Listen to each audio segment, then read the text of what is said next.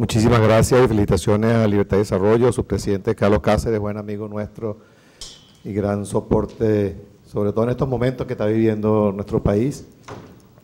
También saludo la presencia de Tuto Quiroga, el presidente de Bolivia, gran amigo también de Venezuela y siempre muy agradecidos con él.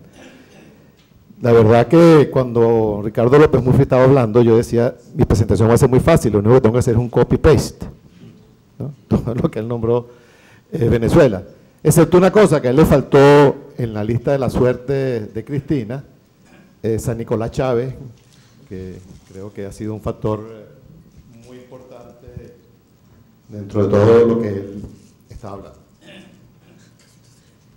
Hablar de Venezuela en 10 minutos no es fácil, más cuando todos ustedes ya conocen bastante el panorama, aunque va a tratar de aclararle a mucha gente qué es lo que está pasando en Venezuela.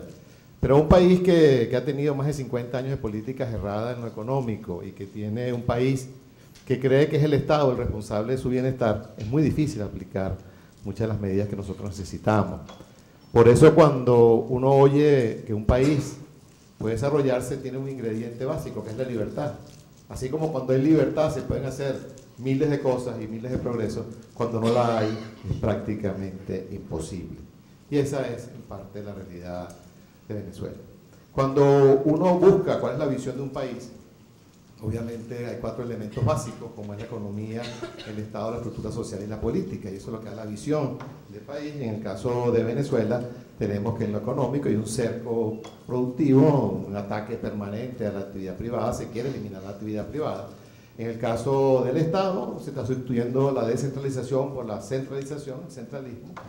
En el caso de lo social, el esquema social es el colectivismo, y el hombre nuevo, el hombre que viene, que no es egoísta, el hombre que no es explotado por el hombre, y el conflicto, que el conflicto obviamente es la base que nutre al enemigo con el amigo, y eso obviamente nos demuestra una quinta C, que yo le llamo la doble C, que es el castrocomunismo. Esta orientación del gobierno lo que nos demuestra es que tenemos el castrocomunismo. Ahora, en el populismo de Chávez, para que tengan una idea de qué se trata, Chávez recibe anualmente 120.000 millones de dólares, de los cuales solamente 60.000 van al presupuesto que se reparte entonces también a las diferentes regiones dentro del situado, y hay un gap de 60.000 millones de dólares que no sabemos, de repente aparecen cifras como que en programas sociales hay 10.000 millones, en programas que se dan a otros países hay otros tantos, pero ahí es donde está realmente el verdadero problema. Un individuo con 50.000 millones de dólares anuales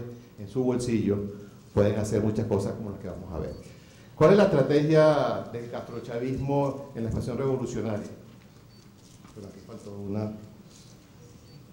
La primera es ayudar a Cuba. Perdón, un segundito porque leí muy rápido. O se la comió la lámina, no sé qué pasó. Bueno, Chávez le da a Cuba 4.000 millones de dólares anuales. Entonces su proyecto es mantener a Fidel Castro y a Raúl Castro todos los años. Segundo, promueve una red de liderazgos políticos referenciales con una gran gama de la izquierda. ¿Para qué? Bueno, para promover radicales y moderados, pareciera que le permite sostener la tesis de que es un promotor popular, y que defiende la democracia social, no otra cosa. Tercero, tiene que organizar una red de intelectuales para darle la dimensión ideológica a la revolución, y si vemos frases de él muy textuales, dijo, tenemos que demoler el viejo régimen a nivel ideológico, la vieja idea hay que golpearla sin clemencia, por el hígado, por el mentón, todos los días, por todas partes. Ese es el lenguaje de Chávez y lo que busca a través de esa red intelectual. Bueno, esta era la que se me volteó, no sé por qué se me fue para acá, pero esta era la primera, que eran los 4.000 millones de dólares de Cuba.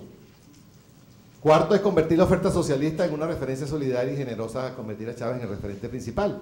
Y aquí donde se reparten 20.000 millones de dólares, y tienen todos los países. Uno de los grandes problemas que tiene Venezuela es la poca solidaridad que encontramos nosotros de nuestras contrapartes empresariales en los países que están siendo beneficiados. Brasil, Argentina, Colombia, tienen incrementos en sus exportaciones a Venezuela inmensas de sus sectores privados, mientras a los sectores privados venezolanos le quitan sus empresas, los arruinan, los mandan a que desaparezcan.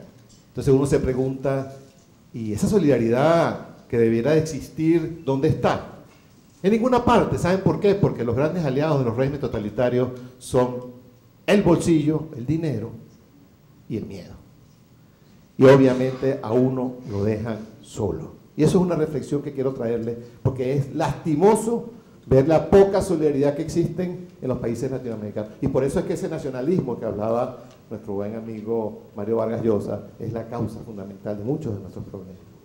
Los ejemplos de Chávez, bueno, aquí hay 4 ejemplos muy sencillos. En Bolivia, regalando 30 millones de dólares, financió la escuela Samba de 3.500 bailarines en Brasil, donde ganó Venezuela, y todo un espectáculo grotesco, Citgo financiando y dándole un ahorro de 40% a la energía de Estados Unidos, imaginan la demagogia, y en Cuba, bueno, haciendo casa, trayendo más de 40.000 cubanos a Venezuela. Todo el sistema en Venezuela de control ciudadano está en manos de los cubanos.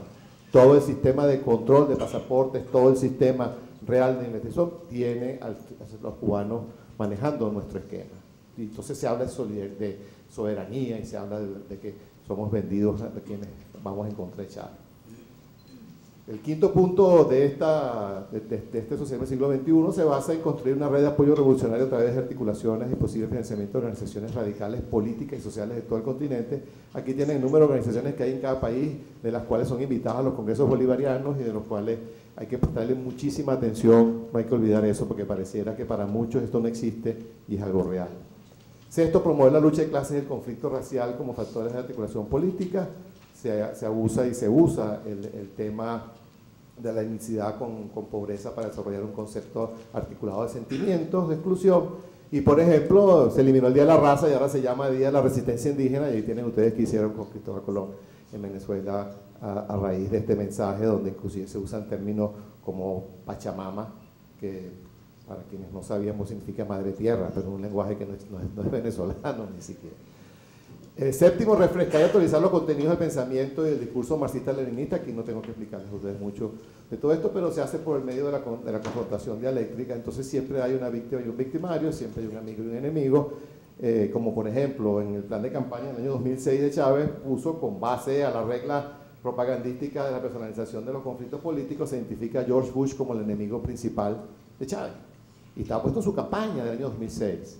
Bueno, ya después que salió Bush, bueno, vino también Obama, Uribe, y bueno, y cuando estuvo el premio Nobel Mario Vargas Llosa con nosotros en el año 2005, por nuestro 25 aniversario, pero en el año pasado, pasó a ser Mario Vargas Llosa también uno de estos enemigos que hay que atacar.